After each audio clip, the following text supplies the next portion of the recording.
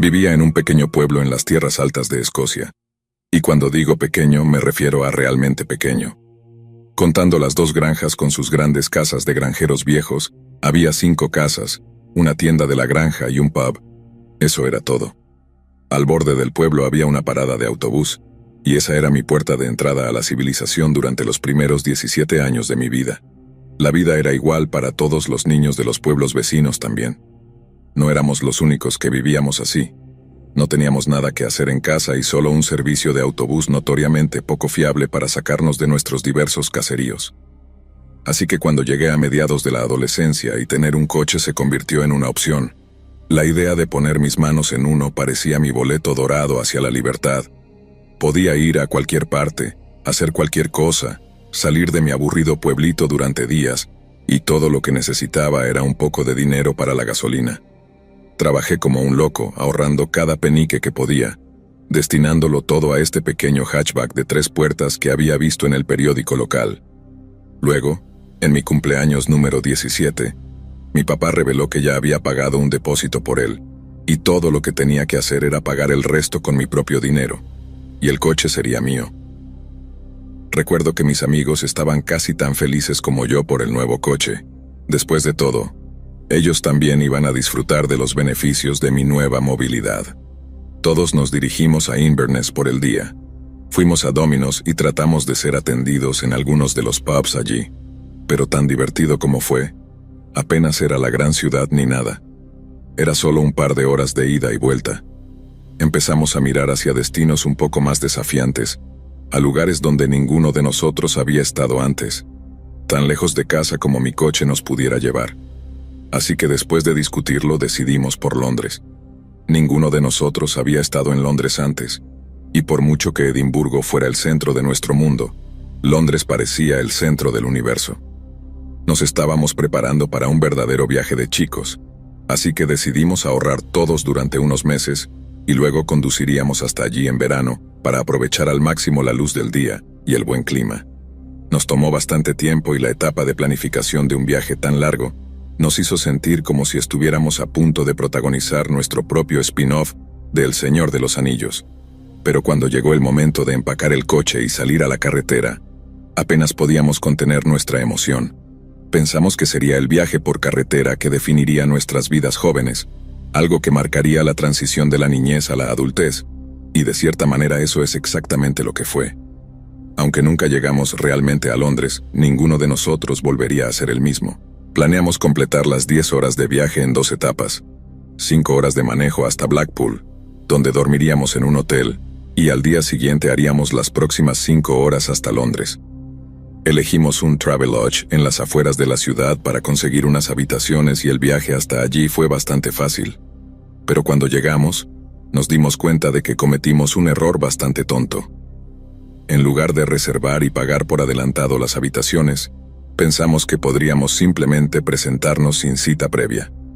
La amable señora de la recepción se disculpó y nos dijo que estaban completos. No estábamos muy contentos con nosotros mismos. Condujimos un poco más, con la esperanza de encontrar algún lugar con 1 o 2 habitaciones libres, pero para nuestro absoluto horror, todo estaba reservado para esa noche. Al final, simplemente tuvimos que aceptar que teníamos que seguir conduciendo, lo cual estaba completamente descartado porque estaba completamente agotado, o intentar dormir lo mejor posible en el coche después de estacionarnos en algún lugar seguro y discreto. Y así fue como terminamos en el estacionamiento de una estación de servicio, inclinando los asientos hacia atrás y preparándonos para unas horas de sueño terrible, antes de volver a la carretera hacia Londres. No estoy seguro de cuánto tiempo pasó, pero me desperté cuando uno de mis amigos, Fabricio, me golpeó en el hombro diciendo que necesitaba ir al baño. Dado que era un coche de 3 puertas, eso significaba que yo tenía que salir del coche y adelantar el asiento para que Fabri tuviera espacio para salir. En ese momento estaba completamente destrozado, así que salí del coche de mal humor para que Fabri pudiera ir y aliviarse en unos arbustos cercanos. El ruido despertó a los otros chicos que no estaban muy contentos de que interrumpieran su sueño.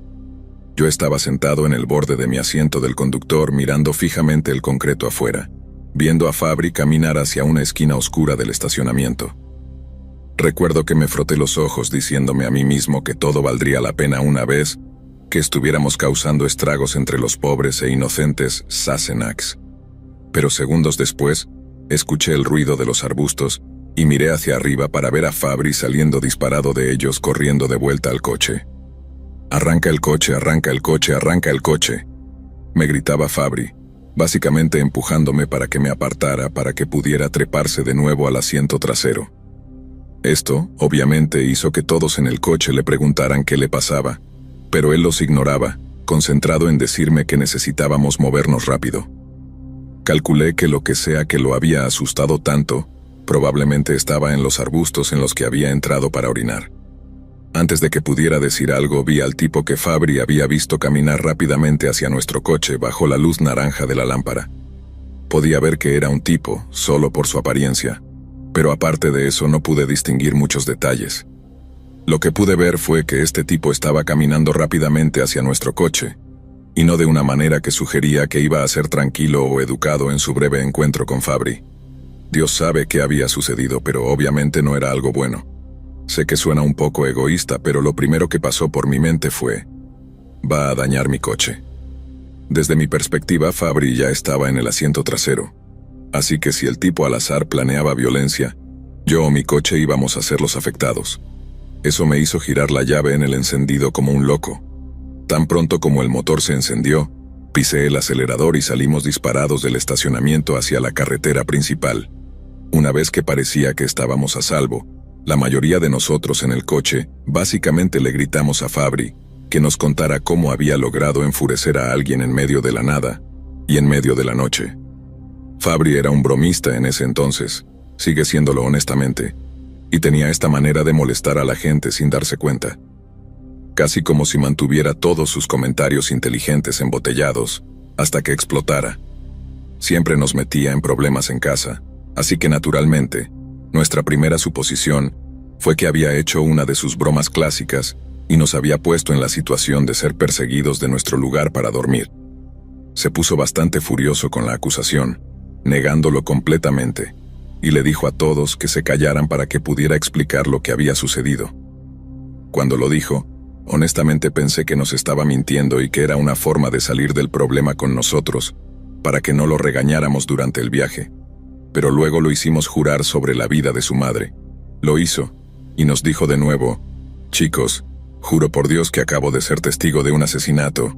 Eran alrededor de las 3 de la mañana en ese momento, en un tramo tranquilo de autopista de doble carril, en algún lugar entre Manchester y Liverpool.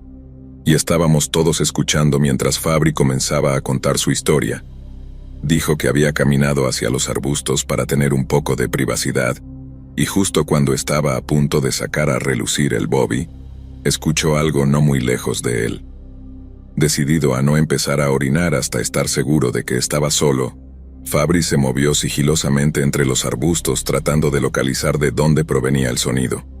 Dijo que sonaba como si alguien estuviera golpeando una almohada o algo así, golpes amortiguados que coincidían con algunos gruñidos suaves. Si tu mente está construyendo una imagen algo desagradable de lo que podría ser ese ruido, coincides con Fabri porque él también pensó que se topaba con 2 personas jugando a las escondidas. Esa fue su excusa para su curiosidad y el motivo por el que se escondió entre los arbustos en mitad de la noche. En lugar de encontrar a 2 personas en algo comprometedor, vio lo que solo podría describir como a un hombre arrodillado sobre otro, golpeándolo con el puño. El hombre que recibía los golpes estaba tendido en el borde de césped sin hacer ningún ruido. Fue entonces cuando Fabri se dio cuenta de que el hombre no solo estaba siendo golpeado con el puño, sino que el agresor tenía un cuchillo en la mano. No estaba golpeando, estaba apuñalando. Cuando Fabri se dio cuenta de lo que estaba viendo, dice que debe haber hecho algún ruido, ya sea un jadeo o un roce de los arbustos. El hombre escuchó, se giró hacia Fabri y eso fue todo lo que Fabri necesitó para correr de regreso entre los arbustos hacia las luces del estacionamiento. Fabri terminó su pequeña historia de horror, y nosotros todavía estábamos en estado de incredulidad. Pero esta vez no era tanto porque no le creyéramos, sino porque no queríamos creerlo. Su tono de voz, la forma en que contaba la historia, todo en la forma en que actuaba me hizo pensar que estaba diciendo la verdad. Fabri era un tipo valiente, supongo que tenía que serlo con una boca así, por lo que verlo asustado hasta el punto de hacerse pis no era algo que pensáramos que podía fingir. Todavía estábamos tratando de analizar su historia, encontrarle fallas o hacerlo admitir que estaba exagerando o algo así. Pero él no lo haría. Juró que eso era lo que había visto y que necesitábamos ir a una comisaría o algo así. Justo cuando él dijo eso de ir a la policía, miré por mi retrovisor y vi un par de luces acercándose muy rápido a mi parachoques trasero. Me desconecté de la conversación por un segundo, mirando las luces y esperando que comenzaran a pasarme, pero no lo hicieron. Y al siguiente momento, las luces estaban tan cerca y tan brillantes que iluminaban todo el interior de mi coche. Esto llamó la atención de los muchachos, y mientras yo entraba en pánico, preguntándome qué demonios estaría pensando el otro conductor, solo escuché a Fabri decir, «Oh no, es él». Al segundo siguiente, ¡guam!, el otro conductor aceleró y golpeó su parachoques delantero contra mi trasero. Todos gritamos de terror. Mantuve las manos firmemente agarradas al volante y apenas mantuve el control del coche. Pero otro golpe como ese y podría no ser capaz de evitar que me saliera de la carretera. Era como estar atrapado en este horrible dilema. Podríamos acelerar y tratar de escapar, pero definitivamente perdería el control del coche la próxima vez que nos golpearan o nos frenaran. O podríamos intentar detenernos y enfrentarnos a la furia de quien intentaba sacarnos de la carretera.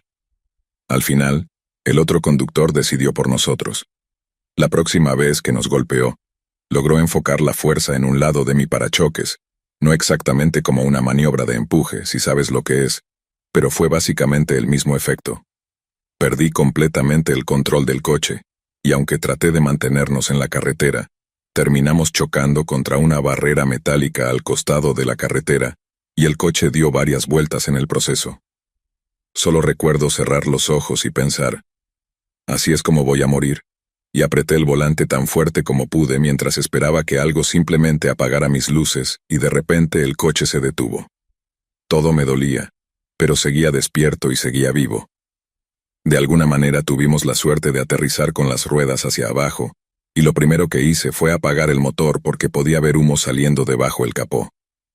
Todos estábamos adoloridos, pero supe por los diferentes gemidos y maldiciones que todos estábamos relativamente bien. Pero luego me di cuenta repentinamente de que podía oler gasolina, y supe que estábamos en serios problemas. Solo la puerta del lado del pasajero funcionaba, y solo uno de los asientos se movería hacia adelante. A pesar de eso, logramos sacar a todos del coche. No hubo incendios en absoluto, pero no lo sabíamos en ese momento. Así que aunque estábamos en una cantidad considerable de dolor, logramos salir. Siento que ahora sería un buen momento para decirte que todo esto sucedió antes de que los teléfonos móviles fueran de uso diario.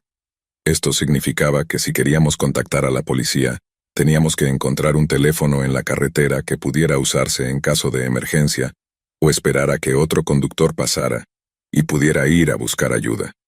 Solo dos de nosotros, Lucas y yo, estábamos lo suficientemente bien como para caminar, pero eso significaba dejar a Fabri y a nuestro otro amigo, Carlos, solos al lado de la carretera.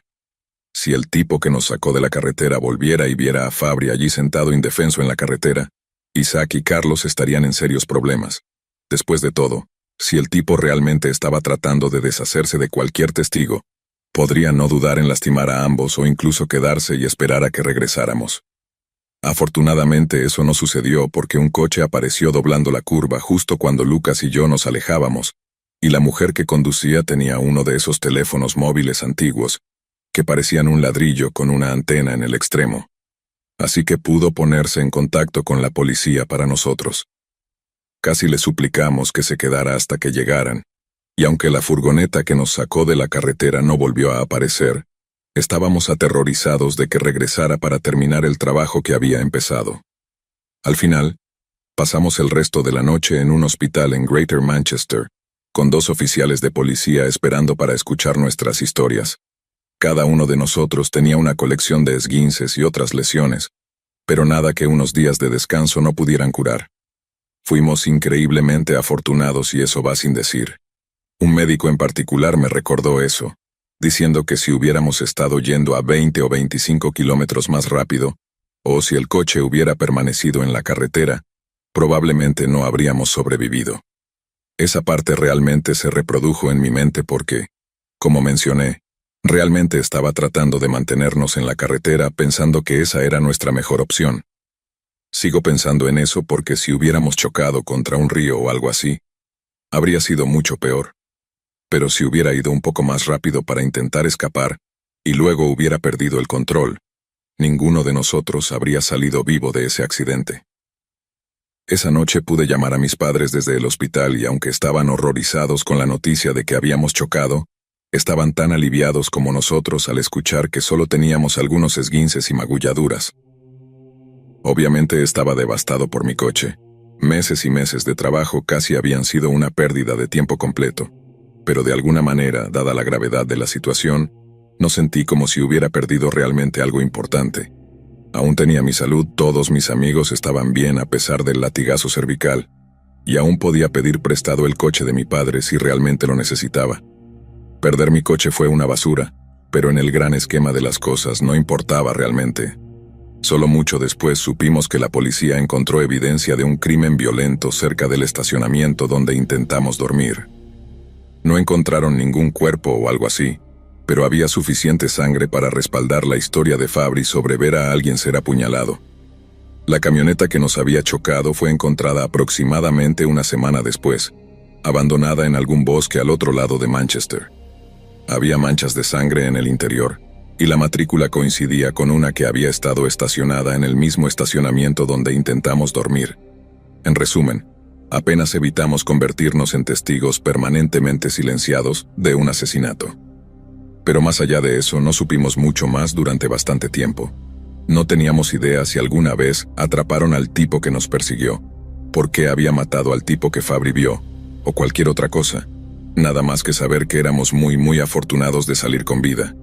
Pero luego mis padres recibieron una llamada de los padres de Lucas, porque la tía de Lucas trabajaba en Leeds y había estado siguiendo la historia.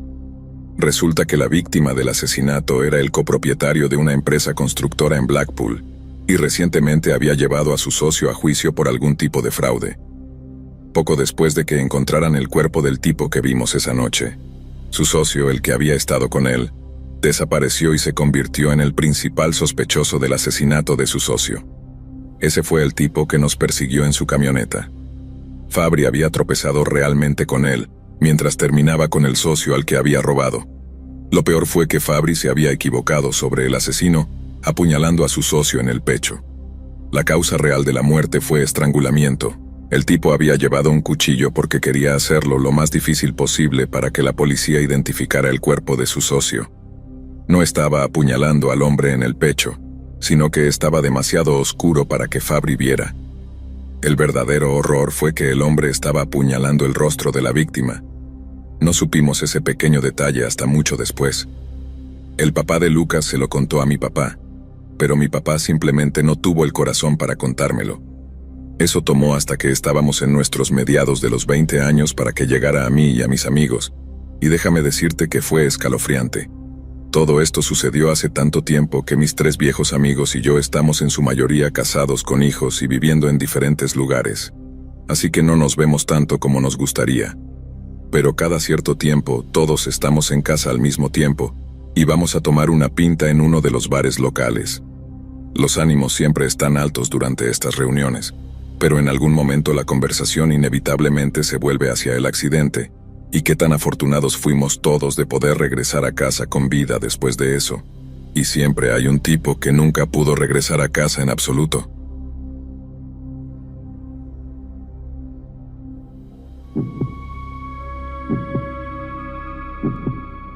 En mis primeros 20 años, mi mejor amiga y yo pasamos por una fase de hacer viajes por carretera casi cada fin de semana, y esta vez planeamos conducir hasta San Francisco con algunas paradas intermedias. El primer día, estábamos aproximadamente 4 horas en el viaje, y seguíamos por la carretera I-70 en Colorado.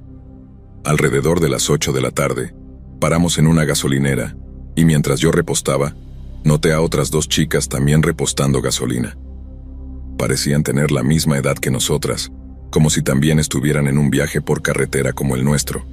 Pero justo detrás de ellas, en la otra bomba, estaba este tipo que parecía tener entre finales de los 30 y principios de los 40. Las chicas no podían verlo, pero él las estaba mirando fijamente con una expresión vacía en su rostro, los ojos moviéndose de un lado a otro mientras ellas repostaban. Fue realmente inquietante. Pero después de un rato el tipo volvió a ocuparse de su coche, y yo entré en la gasolinera para comprar algunos bocadillos como combustible para nuestro viaje nocturno hasta Salt Lake City. Cuando salí de la gasolinera, las chicas estaban justo saliendo en su coche y miré alrededor buscando al tipo del camión que las había estado mirando fijamente, en una maniobra que parecía llena de malas intenciones, lo cual en realidad me asustó. De repente saltó a su camión y se fue a toda velocidad en la misma dirección que las chicas. Pensé, no, si eso nos hubiera pasado a mí y a mi amiga, también querría que alguien nos respaldara, aunque fuera por un rato marcando el 911 o algo así.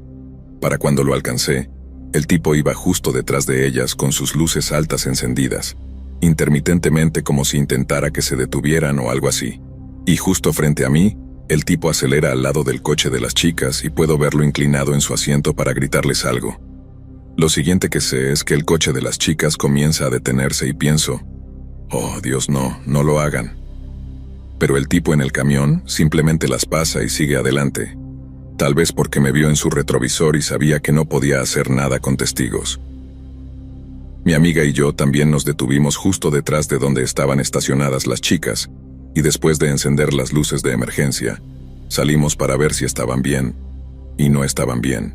El tipo obviamente no era un policía, pero aparentemente había estado gritándoles a las chicas que era un diputado y que si no se detenían, irían a la cárcel. Fue entonces cuando decidieron hacer lo que él pedía, y si se hubieran detenido sin que estuviéramos detrás de ellas, no se sabe qué hubiera pasado esa noche. Creo que lo dice todo el hecho de que el tipo simplemente huyó una vez que nos dimos cuenta de que no estaban solas. Debe haber sabido que su pequeña farsa de policía no habría resistido el escrutinio. Pero luego, obviamente, no estaba planeando mantener su pequeña farsa si realmente conseguía que las chicas se detuvieran. Si él hubiera puesto las manos sobre ellas, habrían estado en un mundo de dolor. Le dijimos a las chicas que eran bienvenidas a seguirnos hasta la próxima gasolinera, o cualquier lugar donde pudieran parar y encontrarse con la policía para contar lo sucedido. Aceptaron nuestra oferta y nos separamos poco después, pero no sin antes algunos abrazos muy agradecidos. Cosas como esa me hicieron preguntarme qué tan segura estaba yo y mi amiga. Alguien más había tenido mala suerte esa vez, pero ¿cuánto tiempo pasaría hasta que fuéramos nosotras las que atrajéramos la atención de algún psicópata de carretera? Intentamos reducir la cantidad de tiempo que pasábamos conduciendo de noche después de eso. Siempre fue más fácil moverse así porque las carreteras estaban menos ocupadas. Pero creo que todos podemos estar de acuerdo en que hay algo en la oscuridad que hace que los cretinos se sientan más cómodos siendo cretinos. Hay un punto salvaje ahí también, y es algo que siempre me asustará como mujer joven. Podemos tomar todas las precauciones de seguridad que queramos, participar en tantas marchas nocturnas como podamos organizar, incluso podemos decidir llevar un arma si así lo deseamos. Pero nunca podremos detener a las personas que quieren lastimar a otras personas. Algunos nacen así, otros se hacen así. Y a veces, cuando realmente quieren infligir dolor o miseria, realmente no hay nada que nadie pueda hacer al respecto.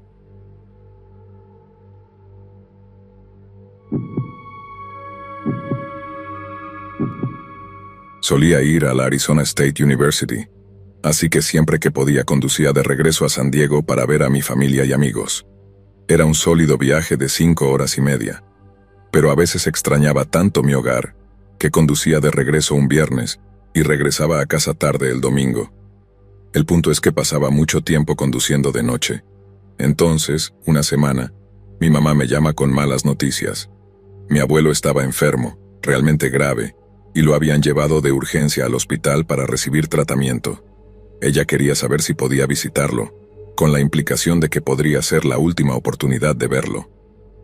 La llamada llegó como a las 11:30 de la noche, así que rápidamente empaqué mis cosas. Le dije a mi compañero de cuarto a dónde iba y por cuánto tiempo estaría fuera, y comencé el viaje nocturno de regreso a California. Unas horas más tarde, estaba conduciendo por el seco y polvoriento rural de Nevada, cuando decidí hacer una de mis paradas habituales en esa ruta. Para ser claro, era solo 1 hora aproximadamente antes de la frontera con California, y yo aún estaba muy familiarizado con esa parada en particular, porque solía hacer el mismo pequeño ritual cada vez que me preparaba para entrar en California. Como a menudo conducía solo en Arizona, solía llevar un arma oculta en ese momento. Tenía mi permiso extendido, que permitía el porte oculto en varios estados, excepto, por supuesto, California. Estacioné mi auto y comencé a desmontar y guardar mi arma para cumplir con las leyes de armas de California. Cuando terminé, salí para ir al baño y tomar un café antes de volver a la carretera. Lo que no sabía era que alguien había logrado acercarse a mi camioneta y se escondía a lo largo del lado del pasajero. Cuando pasé junto a ellos, quien fuera que fuera me agarró por detrás y solté el grito más fuerte y desgarrador que pude, más que nada para alertar a cualquiera que estuviera cerca, pero principalmente porque me di cuenta de que básicamente no había nadie más alrededor para ver lo que estaba sucediendo. Hice todo lo que pude. Luché y traté de quitármelo de encima, pero no estaba haciendo muy bien. Intenté darle patadas, pero él contrarrestó levantándome del suelo donde no podía alcanzarlo. Luego intenté romper el agarre que tenía sobre mí, pero eso solo hizo que me doblara con él aún detrás de mí. No estoy seguro de cuánto tiempo estuve gritando y luchando, pero cuando escuché chirriar los neumáticos, mi miedo se multiplicó 1000 veces. Pensé que el tipo tenía un cómplice y que estaba a punto de ser arrojado a la parte trasera de una camioneta o algo así, y nunca más sería visto. En realidad era un Toyota Corolla lleno de adolescentes locales. Dios sabe por qué estaban en esa gasolinera tan tarde, pero agradezco a Dios que estuvieran allí porque creo que literalmente salvaron mi vida esa noche. Los adolescentes saltaron del coche y corrieron hacia nosotros. El tipo que me agarró salió corriendo. 2 de los chicos lo persiguieron a pie a través del desierto más allá de la gasolinera, mientras que el conductor y el otro chico se aseguraron de que yo estuviera bien. Esperaron conmigo hasta que llegaron los policías y pude contarles lo sucedido. Incluso me trajeron una taza de café y me dejaron fumar un cigarrillo, aunque ni siquiera fumaba. Solo sentía que necesitaba uno para calmarme. Durante años después solía enviarles mensajes de agradecimiento a cada uno de esos chicos en el aniversario de mi casi tragedia. Y si no hubiera perdido el teléfono donde tenía guardados sus números, todavía lo haría. Porque aunque esos chicos decidieron ser héroes esa noche, hay tantas personas en el mundo que habrían hecho la vista gorda y habrían fingido no ver nada. Agradezco a Dios que no fuera una de esas personas que justo casualmente estaban en el estacionamiento cuando más los necesitaba.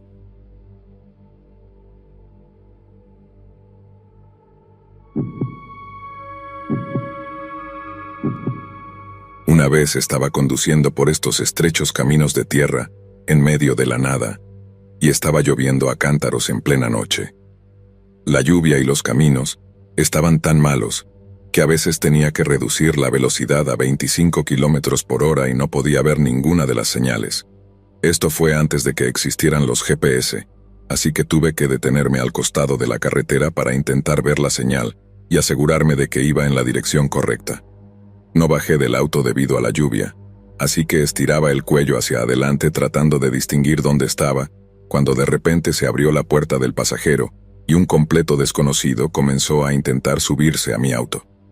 Aquí en Honduras hay una cantidad considerable de crímenes violentos y secuestros, así que instintivamente empecé a entrar en pánico, gritando y vociferando a todo pulmón, pisando el acelerador y acelerando antes de que el tipo tuviera la oportunidad de subirse completamente.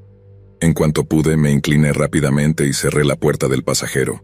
Luego seguí mi camino por la carretera. Respiraba tan agitadamente, con el corazón latiéndome a 1000 por hora en ese momento, y tratando de tranquilizarme, casi al borde de las lágrimas. Seguía viéndolo en mi cabeza durante el resto del viaje. Definitivamente fue lo más aterrador que me ha sucedido aquí, y trato lo mejor posible de no conducir de noche. La próxima vez podría no tener tanta suerte.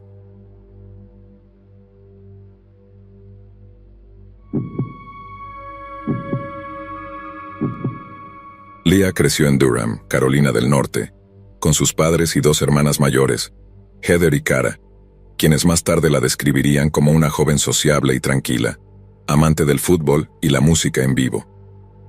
Sin embargo, a medida que Leah avanzaba en su adolescencia, su familia fue golpeada por una serie de tragedias repentinas e inesperadas. Cuando Leah tenía solo 17 años, Su padre fue diagnosticado con una enfermedad respiratoria a largo plazo, y 3 años después, su madre falleció repentinamente debido a una afección cardíaca no diagnosticada. Después de tomar un breve descanso escolar para sobrellevarlo, Leah estuvo a punto de ser asesinada en un grave accidente automovilístico en el otoño de 1998, sufriendo un pulmón perforado y un fémur destrozado que requirió la inserción de una barra de metal en su pierna para facilitar la recuperación. Solo unos meses después, en la primavera de 1999, Leah se retiró temporalmente de la escuela nuevamente para pasar más tiempo con su padre moribundo, quien falleció unas semanas después, a principios de abril. De alguna manera, la avalancha de tragedias tuvo efectos positivos en Leah, quien se interesó intensamente por la filosofía, la espiritualidad y la expresión artística como forma de afrontar la situación.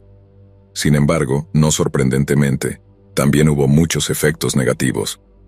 Leah luchó por ponerse al día con sus estudios y abandonó la universidad a principios de los años 2000, apenas unos meses antes de graduarse con un título en español y antropología. Poco después, Leah buscó un nuevo comienzo en la ciudad vecina de Raleigh, y para su cumpleaños número 23, vivía en un pequeño apartamento con su mejor amiga Nicole. Pasaba mucho tiempo en cafeterías locales, y se decía que estaba cultivando una pasión por la escritura. Pero sin duda, la verdadera pasión de Leah era viajar. Después de 2 viajes separados mochileando por Europa y América Central, Leah desarrolló un serio caso de wanderlust, satisfaciéndolo a través de viajes regulares por carretera con amigos. No es difícil ver que la emoción del descubrimiento fue muy terapéutica para Leah, escapando de lo viejo en busca de lo nuevo. El 9 de marzo del año 2000 comenzó como cualquier otro día para Leah y Nicole, quienes hicieron planes para cuidar a los niños juntas al día siguiente. Parecía despreocupada o preocupada por algo, y evidentemente se sentía lo suficientemente cómoda como para hacer planes para el futuro cercano. Sin embargo, por alguna razón, alrededor de las 6 p.m.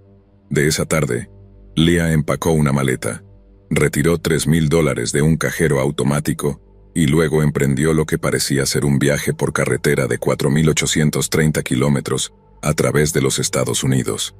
Nicole se sorprendió por la partida abrupta de Leah. No era inusual que su compañera de cuarto se fuera en largos viajes por carretera, pero salir tan repentinamente definitivamente no era propio de ella.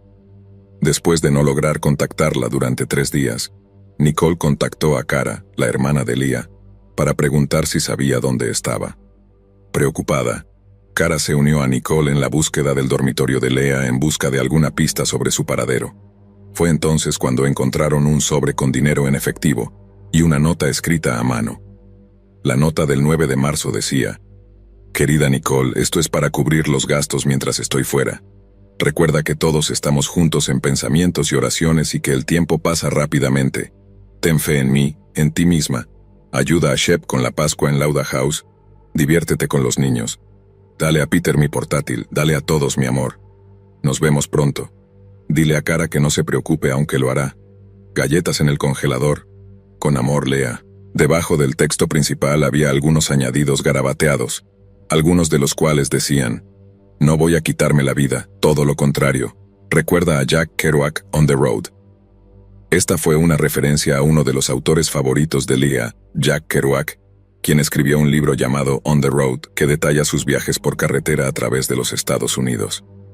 Esta referencia convenció aún más a los seres queridos de Leah de que simplemente se había ido en un viaje improvisado por carretera, una opinión compartida por una amiga llamada Janine Keeler. Janine conoció a Leah en una visita a su cafetería favorita, y ambas conectaron por su amor hacia la escritura de Jack Kerouac. Recordando la última conversación que tuvieron, Janine no recordó a Leah actuando de manera inusual, pero mencionó que Leah había expresado el deseo de visitar Desolation Peak, en el condado rural de Whatcom, Washington, un lugar mencionado en la autobiografía de Jack Kerouac, Dharma Bums. Cara ayudó en la búsqueda revelando que tenía poder notarial sobre su hermana, una precaución que tomó mientras Leah mochileaba por Costa Rica. Esto significaba que podía acceder a los registros bancarios de Leah y utilizar las transacciones en cajeros automáticos para trazar sus movimientos. Parecía que Leah se dirigía hacia el oeste, y después de partir de Raleigh, Carolina del Norte, llegó a California antes de dirigirse hacia el norte hacia Oregón y Washington. Parecía que Leah tenía realmente en mente Desolation Park, habiendo mencionado esto previamente a Janine Quiller. El pensamiento cohesivo que Leah mostraba animó a aquellos que estaban preocupados por ella. Sin embargo, Nicole y Cara aún encontraron profundamente preocupante la partida repentina de Leah, y estaban desesperadas por verla regresar sana y salva. 9 días después de que Leah desapareciera, durante la tarde del 19 de marzo, un hombre llamado Lionel Packett y su novia estaban trotando por el bosque nacional Mount Baker Snoqualmie, en el condado de Whatcom. En algún momento de la carrera, Lionel notó una prenda de ropa colgada de un árbol, y tras una inspección más detallada, descubrió un vehículo volcado al fondo de un terraplén junto a la carretera. El Jeep Cherokee de 1993 estaba gravemente dañado y estaba rodeado de una colección desordenada de ropa y otros objetos personales. Varias mantas estaban colgadas sobre las ventanas, como si alguien hubiera estado acampando dentro del coche, pero estaba abandonado en el momento de la llegada de Lionel. Basados en la cantidad de daño, las fuerzas del orden creían que el Jeep había estado circulando a unos 50 a 65 kilómetros por hora cuando chocó contra el terraplén y dio varias vueltas. Cualquier persona dentro habría resultado gravemente herida o muerta. No había evidencia de que alguien hubiera estado dentro en el momento del accidente. No se encontraron rastros de cabello o sangre. El cinturón de seguridad no estaba tensado y no había señales de que alguien hubiera golpeado su cabeza contra el volante o el parabrisas, detalles que dieron esperanza a quienes deseaban ver el regreso seguro de Leah. Después del descubrimiento del Jeep de Leah, 2 equipos completos de búsqueda y rescate peinaron la zona circundante utilizando perros y un helicóptero, pero no encontraron ni una sola pista de la persona desaparecida. Una búsqueda en el Jeep reveló $2,500 escondidos en un par de jeans de Leah, junto con varios contenedores de comida vacíos y botellas de plástico. Sin embargo, la búsqueda arrojó 2 elementos que los seres queridos de Leah encontraron muy preocupantes. El primero era una caja de madera ornamentada que contenía un boleto para una proyección de la película American Beauty. El hecho de que un artículo tan simple tuviera un envase decorativo indicaba que el boleto tenía un valor sentimental significativo para Leah. Pero ¿por qué lo habría llevado consigo en su viaje por carretera a través del país? El segundo objeto de preocupación en el Jeep de Leah fue el anillo de bodas de su madre. Nicole describió el anillo como algo sagrado para Leah, y nuevamente no estaba claro por qué había elegido llevarlo consigo. Sin embargo, su presencia en el Jeep era algo que los investigadores encontraron profundamente inquietante. Dado que el vehículo de Leah estaba tan cerca de la carretera, era muy poco probable que se hubiera alejado hacia el bosque. Un investigador sospechaba que había logrado hacer autostop en busca de ayuda, una teoría respaldada por el hecho de que hubo varios avistamientos reportados de Leah en todo el estado de Washington en los días posteriores a su desaparición. Un hombre afirmó haber visto a una joven que coincidía con la descripción de Leah en una gasolinera Texaco en Everett, aproximadamente a 116 kilómetros al sur de donde se abandonó su Jeep. El hombre dijo que Leah estaba visiblemente desorientada y que no tenía idea de quién era ni dónde vivía. A pesar de que el hombre ofreció ayuda, Leah la rechazó y luego desapareció de su vista. El 21 de marzo, Nicole y Cara viajaron a Washington State para buscar a su hermana. No lograron encontrarla, pero lograron generar suficiente conciencia sobre la desaparición de Leah. Un hombre terminó contactando a Nicole y Cara en relación con su búsqueda. Este hombre afirmó haber visto a Leah en un restaurante y la describió como amigable y habladora, antes de salir del restaurante con un hombre que se hacía llamar Barry. El restaurante en cuestión estaba ubicado a menos de 1 hora en automóvil de donde se encontró el Jeep abandonado de Leah, lo que significa que probablemente estaba en compañía de este misterioso hombre cuando tuvo problemas. La descripción detallada de Barry por parte de este testigo llevó a la policía a realizar un dibujo compuesto del sospechoso. Sin embargo, frustrantemente la policía nunca pudo verificar que Barry realmente existiera. Después de revisar el automóvil de Leah, los detectives preguntaron a su hermana qué quería hacer con el vehículo. Cara les dijo que lo conservaran, con la esperanza de que los avances tecnológicos algún día pudieran obtener más evidencia de él. Esta decisión dio sus frutos en 2006, cuando dos detectives revisando el caso se dieron cuenta de que el jeep no se había buscado tan a fondo como se pensaba anteriormente. Aunque el interior se había procesado en busca de sangre, cabello y fibras, a nadie se le había ocurrido explorar debajo del capó del automóvil en busca de evidencia. Cuando lo hicieron, descubrieron que alguien había manipulado el motor para que una persona pudiera encender el automóvil, presionar un interruptor y hacer que el jeep acelerara hacia el terraplén por sí mismo, sin que nadie estuviera realmente presente dentro del vehículo. Además, la policía encontró un conjunto de huellas dactilares no identificadas debajo del capó del automóvil, huellas que podrían pertenecer al hombre que se hacía llamar Barry. Se descubrió que Barry había trabajado anteriormente como mecánico en el ejército de los Estados Unidos, y es razonable suponer que era capaz de manipular motores. Sin embargo, después de localizar al hombre y obtener una copia de sus huellas dactilares, los investigadores se sorprendieron al descubrir que no coincidían con las encontradas en el jeep. Barry ha afirmado desde entonces ser completamente inocente de cualquier delito, y simplemente haberse encontrado con Leah en el restaurante, donde ella habló mucho sobre Jack Kerouac, pero de lo contrario parecía estar de muy buen humor mientras subía a su jeep y se alejaba del estacionamiento. Barry insistió en que esta fue la última vez que vio a Leah, y se sintió devastado al escuchar que una joven tan encantadora había desaparecido. Sin embargo, dado que fue una de las últimas personas con las que Leah interactuó antes de su desaparición, Barry nunca ha sido completamente eliminado como un sospechoso potencial.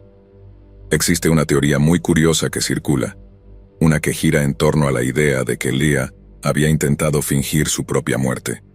La naturaleza del sabotaje que ocurrió en el motor de jeep de Leah nos lleva a creer que alguien quería mover el jeep sin estar realmente dentro de él. Luego, dado que el jeep fue enviado estrellándose por un empinado terraplén, es seguro decir que quien fuera responsable quería que la gente creyera que había un conductor dentro en el momento del accidente.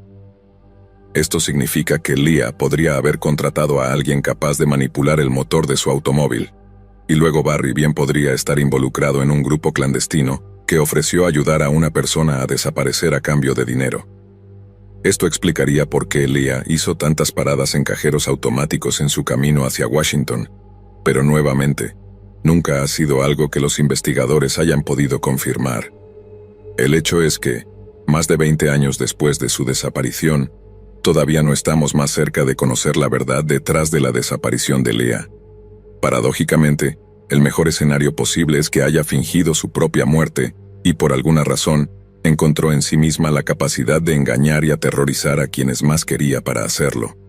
Pero el peor escenario posible es que el viaje de Leah a Washington realmente fuera tan inocente como espontáneo, y que justo fuera de un pequeño pueblo de montaña, alguien la haya secuestrado o asesinado, y luego la haya enterrado en algún lugar donde nadie podría encontrarla jamás. Quizás haya alguien en el rural Washington que todavía lleve consigo un pequeño pedazo de Leah donde quiera que vaya, como un recordatorio de que se salió con la suya con un crimen o asesinato, como quieran llamarlo, quedando totalmente impune.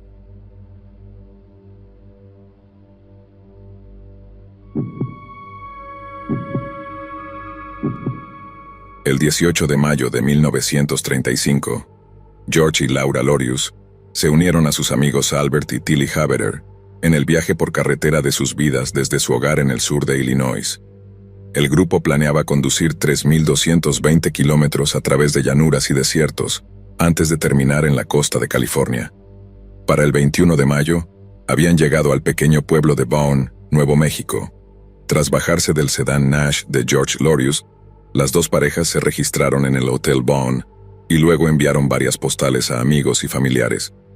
Después de una pequeña cena en un restaurante local, el grupo se retiró a sus habitaciones para pasar la noche antes de continuar hacia el oeste al día siguiente. En las postales, el grupo parecía estar de buen ánimo y no reportaron nada fuera de lo común durante su última conducción. Sin embargo, después de que las parejas continuaron conduciendo hacia el oeste en la mañana del 22 de mayo, nunca se volvió a saber de ellos. No fue hasta la mañana del 26 de mayo que encontraron el auto de los Lorius abandonado en el distrito comercial de Dallas, Texas. Las llaves del vehículo aún estaban en el encendido. El tanque de gasolina estaba lleno y numerosas postales yacían en el asiento del pasajero. Sin embargo, No había señales de ninguno de los excursionistas de Illinois. Los recibos de gasolina confirmaron que el señor Lorius había comprado combustible en un lugar llamado Socorro el 23 de mayo, pero después de eso, su destino era una incógnita. La semana siguiente, las familias de las parejas fueron notificadas de su desaparición y se lanzó una investigación oficial. Inicialmente, la policía creyó que la ausencia de cheques de viajero por valor de $400 indicaba un robo violento. Sin embargo, los investigadores descubrieron pronto que el automóvil de la pareja había estado involucrado en un accidente menor poco después de llegar a Socorro. Dado que el accidente podría haber enfurecido a alguien lo suficiente como para dañar a los viajeros, la policía comenzó a interrogar a los pocos testigos del accidente. En lugar de describir el vehículo como contenía a dos parejas de mediana edad, los testigos afirmaron que el único ocupante era un joven con cabello oscuro. Los detectives lograron rastrear el vehículo desde el lugar del accidente hasta un pequeño taller local, donde los mecánicos cambiaron el neumático y completaron otras reparaciones menores. Luego, quien conducía el automóvil pagó con uno de los cheques de viajero de George Lorius. Los detectives siguieron la pista del dinero y los cheques hasta un motel en El Paso, y luego a Dallas, donde encontraron el vehículo abandonado el 26 de mayo. La investigación se estancó brevemente hasta que el 29 de junio, se recibió un informe de un pequeño incendio en un arbusto del desierto en las afueras de Albuquerque. El departamento de bomberos llegó para descubrir un pedazo de equipaje ardiendo dentro, con las pertenencias humeantes de George y Laura Lorius. Con el responsable aún activamente deshaciéndose de sus pertenencias, las fuerzas del orden se apresuraron a actuar con la esperanza de que pudieran ser encontrados con vida. El FBI encabezó una fuerza de tarea multiagencial que buscó en ríos, lagos, pozos de minas y numerosos lugares en el desierto. A pesar del vasto alcance de los equipos de búsqueda bien equipados, no se encontró rastro alguno de las parejas desaparecidas. Incapaces de capturar al sospechoso, los detectives se vieron desviados hacia otras investigaciones y el caso eventualmente se enfrió. Sin embargo, hasta el año 2010, los archivos del caso aún eran revisados por varios oficiales de la policía estatal, cada uno con la esperanza de tener una inspiración repentina. Según el agente Norman Rhodes, el caso nunca se ha cerrado oficialmente, pero la baja probabilidad de resolución significa que la Policía Estatal de Nuevo México rara vez puede permitirse prestarle atención. A pesar de las dificultades percibidas del caso, el agente Rhodes ha hecho de esto su misión personal descubrir qué le sucedió a los 4 excursionistas de Illinois. Rhodes afirmó que su tarea más desafiante ha sido intentar localizar los restos de los cuerpos de los viajeros, que hoy en día probablemente no sean más que huesos desecados. También será una tarea ardua encontrar al asesino de la pareja, quien probablemente haya muerto de vejez desde que ocurrió el crimen. Pero tal perspectiva no parece haber disuadido al agente Rhodes. Quizás su celo provenga del continuo apoyo y asistencia proporcionados por la bisnieta de Laura Lorius, Barbara Ashcraft, quien está desesperada por ver que el misterio familiar finalmente se resuelva. Cuando se le preguntó sobre las teorías sobre el destino de sus parientes, Ashcraft cree que fueron asesinados en Vaughn, posiblemente en el mismo café donde desayunaron en la mañana de su desaparición. La parada en Vaughn fue para que los Lorius pudieran visitar a un viejo amigo que casualmente vivía allí, pero no está claro si este amigo realmente se reunió con ellos. Además, en 1963, un investigador privado llamado Walter Duke recibió una carta de una mujer que afirmaba haber sido testigo de los asesinatos. La mujer dijo que había visto a las 2 parejas siendo escoltadas al sótano del café y que luego había escuchado que habían sido robados, asesinados y enterrados en hormigón fresco. Esta pista llevó a Barbara Ashcraft a sugerir que la investigación debería centrarse en las losas de concreto que rodean el sitio del antiguo Hotel Vaughn, pero el agente Norman Rhodes tiene otra teoría. Después de revisar montones de informes en la División de Registros de la Policía Estatal, Rhodes ha creado una línea de tiempo de eventos e entrevistas que tiene 141 páginas. Según él, 2 postales en particular han convencido a Rhodes de que las parejas realmente salieron de Vaughn en la mañana del 22 de mayo, con la intención de conducir a Albuquerque a través de Santa Fe.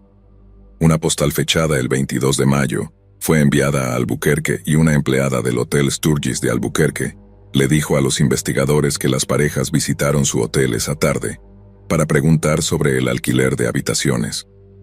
Rhodes cree que las parejas alquilaron una de las habitaciones más pequeñas de este hotel, para que cada uno pudiera tomar una ducha, y tenían la intención de viajar hasta Gallup al anochecer. Sin embargo, poco después de dejar la ciudad, tuvieron su encuentro con su misterioso asesino. Es muy posible que las parejas hayan malinterpretado la distancia a Albuquerque y terminaron conduciendo en la oscuridad, momento en el que es mucho más difícil navegar adecuadamente. Rhodes cree que así es como se volvieron vulnerables ante un depredador potencial, y que simplemente confiaron en alguien que los traicionó brutal y violentamente. Pero con solo unos pocos testigos que lo vieron, la policía no está más cerca de identificar al hombre que tomó el automóvil de George Lorius que hace casi 90 años. Pero incluso si esta persona fuera identificada, probablemente no estaría en condiciones de responder preguntas sobre algo que ocurrió en 1935, y es improbable que quede evidencia forense sobreviviente. La verdad detrás de la desaparición de George Lorius, Laura Lorius y sus amigos Albert y Tilly, bien podría haber desaparecido junto con ellos en el misterio de cómo 4 personas comunes y honestas simplemente desaparecieron un día. Un enigma improbable de ser resuelto algún día.